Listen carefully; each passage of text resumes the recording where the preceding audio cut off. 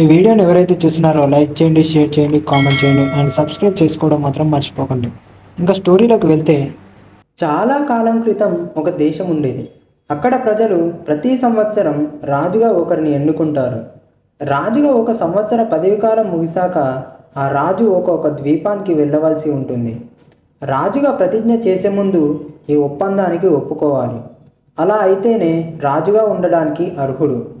రాజుగా ఉన్నప్పుడు ఎంత ఖరీదైన వసతులు అనుభవించినా, రాజుగా కాలం ముగిశాక ఒంటరిగా మరియు ఎలాంటి వసతులు లేకుండా ద్వీపానికి వెళ్ళడం మరియు అక్కడే మిగతా జీవనాన్ని గడపడం అనేది ఆ రాజుకి చాలా పెద్ద శిక్ష.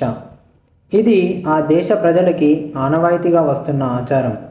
ఈ ఆచారాన్ని మార్చేవారు ఎవ్వరూ లేకపోవడం వలన దీనిని ఇంకా పాటిస్తున్నారు. ఇందు కారణంగా ఆ దేశానికి రాజు అవడానికి ఎవ్వరు కూడా ముందుకు రారు. ప్రతి సంవత్సరం ఏదో ఒక వంకతో తప్పు చేసి దొరికిన వారిని రాజుగా నిలబెట్టి సంవత్సరం ముగిశాక ద్వీపంలో వదిలి రావడం జరిగేది. ఇది వారికి మామూలుగా మారింది. ఒక రాజు తన పదవీకాలం ముగించాడు మరియు అతను ద్వీపానికి వెళ్ళి అక్కడ నివసించే సమయం వచ్చింది. ప్రజలు ఆ రాజుకి ఖరీదైన దుస్తులు మరియు ఆభరణాలతో అలంకరించి ఏనుగుపై ఊరేగించి ప్రజలందరికీ వీడ్కోలు చెప్పడానికి నగరాల వీధుల్లోకి తీసుకెళ్లారు. ఒక సంవత్సరం పాటు పరిపాలించిన రాజులందరికీ ఇది విచారకరమైన క్షణం.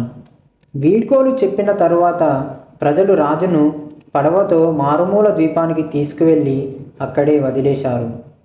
రాజును వదిలి తిరిగి తమ దేశానికి వస్తున్నప్పుడు వారు అప్పుడే మునిగిపోయిన ఒక ఓడను చూశారు. దాదాపు ఓడలో ఉన్న అందరూ చనిపోయారు.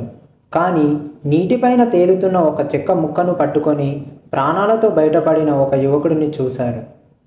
వారికి ఇప్పుడు కొత్త రాజు అవసరం కావడంతో వారు ఆ యువకుడిని కాపాడి తమ దేశానికి తీసుకువెళ్లారు. వారు అతనిని ఒక సంవత్సరం రాజుగా ఉండమని అభ్యర్థించారు. మొదట అతను నిరాకరించాడు, కానీ తరువాత అతను రాజుగా ఉండడానికి అంగీకరించాడు. ప్రజలు అన్ని నియమ నిబంధనల గురించి మరియు ఒక సంవత్సరం తర్వాత అతని ద్వీపానికి పంపించడం గురించి అన్నీ చెప్పి రాజుగా ప్రతిజ్ఞ చేయించారు. రాజుగా 3 రోజులు గడిచిన తరువాత మిగతా రాజులందరినీ పంపిన ద్వీపాన్ని నాకు చూపించగలరా అని ఆయన మంత్రులను అడిగారు. వారు అంగీకరించి అతన్ని ద్వీపానికి తీసుకువెళ్లారు. ఆ ద్వీపం దట్టమైన అడవులతో కప్పబడి ఉంది మరియు క్రూరమైన జంతువులకు ఆవాసం. రాజు ద్వీపాన్ని తనిఖీ చేయడానికి కొంచెం లోపలికి వెళ్ళాడు. కొద్ది దూరంలోనే అతను గత రాజుల యొక్క మృతదేహాలను చూశాడు. వారిని ద్వీపంలో వదిలేసిన వెంటనే జంతువులు వచ్చి వారిని చంపేశాయని అతనికి అర్థమైంది. అందుకే ఆ దేశానికి రాజు అవ్వడానికి ఎవరూ ముందుకు రాకపోవడంతో అసలు ఈ దేశానికి చెందని నన్ను రాజుగా నియమించారు అని మనసులో అనుకున్నాడు. రాజు తిరిగి దేశానికి వెళ్ళి 100 మంది బలమైన కార్మికులను మరియు క్రూరమైన జంతువులను వేటాడే వేటగాళ్లను ఉద్యోగంలో నియమించాడు. అతను వారికి ద్వీపానికి తీసుకువెళ్ళి అడవిని శుభ్రం చేయాలని, ప్రాణాంతక జంతువులన్నిటినీ చంపేయమని, అదనపు చెట్లని నరికివేయమని ఆదేశించాడు. ఆ ద్వీపాన్ని మొత్తం శుభ్రం చేయడానికి తప్పకుండా 1 సంవత్సరం వరకు పడుతుందని కూలీలు చెప్పారు. పనులు ఎలా పురోగమిస్తున్నాయో చూడడానికి అతను ప్రతి నెల ద్వీపాన్ని సందర్శించేవాడు. మొదటి నెలలో జంతువులన్నీ తొలగించబడ్డాయి మరియు అనేక చెట్లను నరికివేశారు. 2వ నెలలో ద్వీపం మొత్తం శుభ్రం చేయబడింది. అప్పుడు రాజు కార్మికులకు ద్వీపంలోని వివిధ ప్రాంతాలలో తోటలు నాటమని చెప్పారు. అతను కోళ్ళు, బాతులు, పక్షులు, మేకలు మరియు ఆవుల వంటి ఉపయోగకరమైన జంతువులను కూడా తీసుకొని ద్వీపంలో పెంచడం మొదలుపెట్టాడు.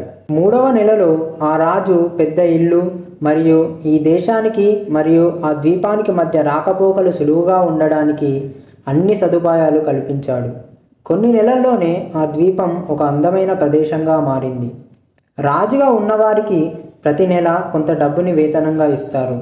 అందులో చాలా తక్కువ మొత్తాన్ని ఖర్చు చేసి మిగతా డబ్బుని జమ చేసి ఆ డబ్బుతో మిగతా జీవితాన్ని ద్వీపంలో ఆనందంగా గడపాలని అతని ఆలోచన.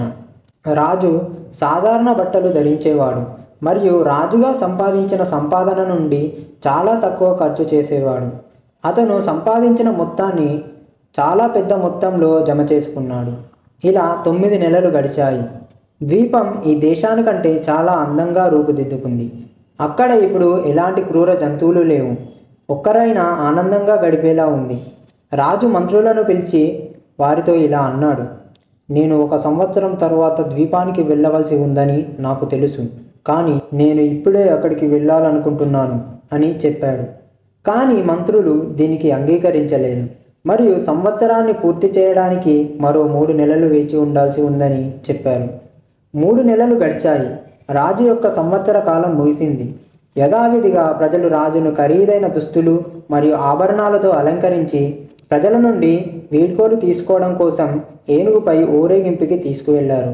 అతడు అన్ని పనులు ఎంతో సంతోషంగా పూర్తి చేస్తున్నాడు. ద్వీపానికి వెళ్ళడానికి సిద్ధంగా ఉన్నాడు. ప్రజలు అతనిని ఇలా అడిగారు, మిగతా రాజులందరూ ఈ సమయంలో ఏడుస్తూ వెళ్ళారు, కానీ మీరు నవ్వుతున్నారు ఎందుకు? అప్పుడు అతను ఇలా అన్నాడు, మిగతా రాజులందరూ భవిష్యత్తు గురించి ఆలోచించకుండా వర్తమానంలో ఎలా ఉన్నామో ఎంత సకల సౌభాగ్యాలు అనుభవించాలి అని ఆలోచించారు.